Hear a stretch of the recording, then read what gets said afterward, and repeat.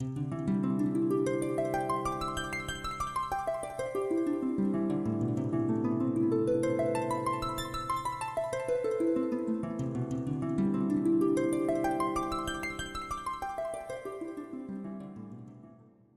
à tous et bienvenue sur Philofantasy. Aujourd'hui, on part sur la planète Descartes à la conquête du cogito cartésien. Vous êtes prêts? Alors c'est parti. Le cogito est un concept du philosophe français René Descartes. Commençons par un bref rappel historique. René Descartes vit et écrit au XVIIe siècle, à l'âge classique, et est considéré comme un des penseurs les plus éminents de la révolution scientifique. Cette révolution consiste en un changement de paradigme astronomique où l'image de l'univers est complètement modifiée.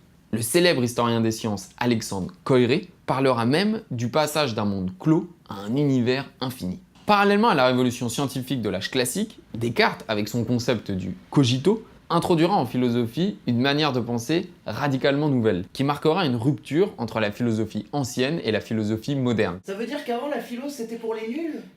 Non, Paul, ancien ne veut pas dire moins bien et moderne ne veut pas dire meilleur. Le cogito de Descartes est simplement le concept qui révèle le mieux ce changement d'époque. C'est un tournant historique mondial. Ça a l'air vachement important. Et ça l'est, petit padawan, et je vais t'expliquer pourquoi.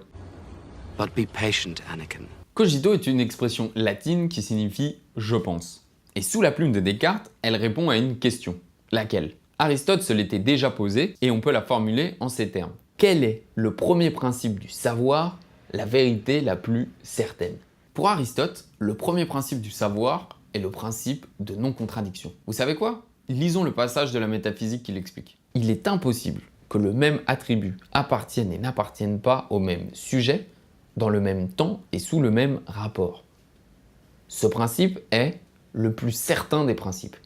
D'après Aristote, il existe une identité de tout être. Si une chose est ceci ou cela, elle ne peut être en même temps non ceci et non cela. Sinon, on pourrait très bien avoir par exemple Barrett et Cloud qui seraient à la fois l'un et l'autre et aucun des deux. Un genre de clarette. Le premier principe est donc la fixité des significations. Mais sans contester la validité du principe de non-contradiction d'Aristote, Descartes lui reproche sa stérilité. Le principe de non-contradiction d'Aristote est un principe ontologique. Hey, listen!